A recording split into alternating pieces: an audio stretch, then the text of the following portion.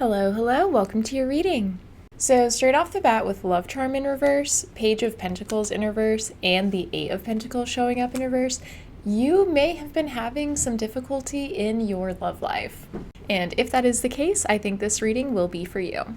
And really pointedly with the Page of Pentacles in reverse, it feels like your love life isn't really going anywhere, where it feels like you have the same issues over and over again within your relationships, and you're not really quite sure what it is that you need to do in order to move forward. And with the Eight of Pentacles in reverse, your spirit guides are calling you out a little bit. They are saying there is some work that you need to do within your relationships. And this is going to be different for every person, but I really feel like this is geared towards how you specifically show up within the relationship and also what you are expecting from your partner. But to get into the fun part of the reading, with the Seven of Cups and the Emperor card showing up, I do think you are going to have some options coming in very soon, especially if whether you are a man or you are interested in men. I'm getting the feeling that there are going to be a lot of men around you, and if you are someone who is not interested in men, then I am very sorry, you are going to have a lot of men around you, and I think you are going to have to just assert your boundaries in that way.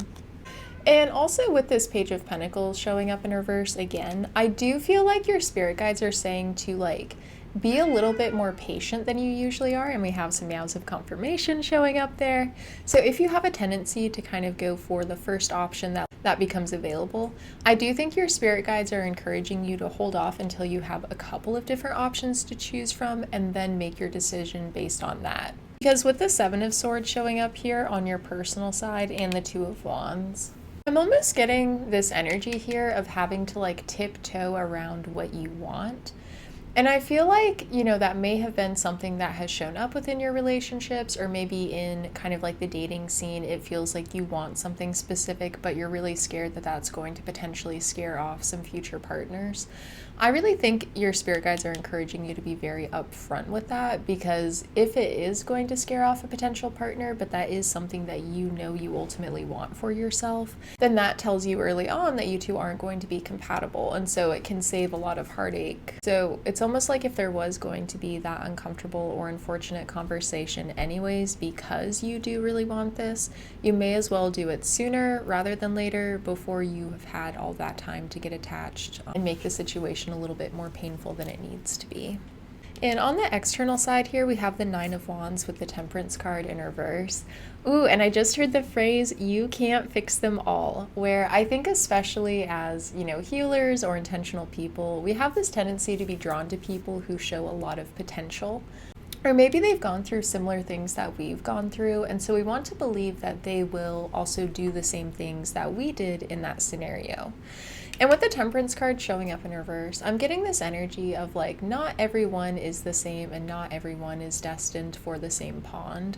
So I do feel like, especially with all of these different options coming through, again, it's there's this energy of compatibility that I think is really shining forward, where it is at the end of the day, just dating in general is about finding out your compatibility with another person.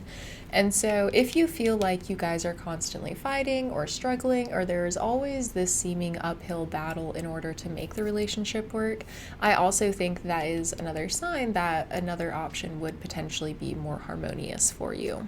Not to say that a relationship won't have its fair share of challenges, but I think at the end of the day, the amount of time that you are spending solving those problems versus actually enjoying the relationship, I think that ratio has to be a little bit more on the enjoying side than the kind of problem solving side. And at the bottom here, so the ultimate lesson or reason behind why this is the particular message your spirit guides wanted you to hear today, and what the ultimate lesson behind this whole situation is the Well card. So this card is one of 2 additional major arcana cards that this particular deck adds. And so essentially you've gone through the whole fool's journey of the major arcana, and then rather than starting back over at the beginning, you're taking this moment to pause and reflect and look back at everything you just went through in order to draw inspiration from that And then the card after this, the artist, is then creating kind of like the new landscape for this new world that you want to experience. So it's like putting a little bit of that intentionality into it in order to shape your future results. So with this here, I think your spirit guides are wanting you to become really clear about what you want and what you are seeking within a relationship. Mainly so that way they can like help you a little bit better. It's like the thing that I'm hearing is like, help me help you. And especially with this Four of Coins showing up as well, I do think this card is all about holding on to things really tightly, sometimes even a little obsessively.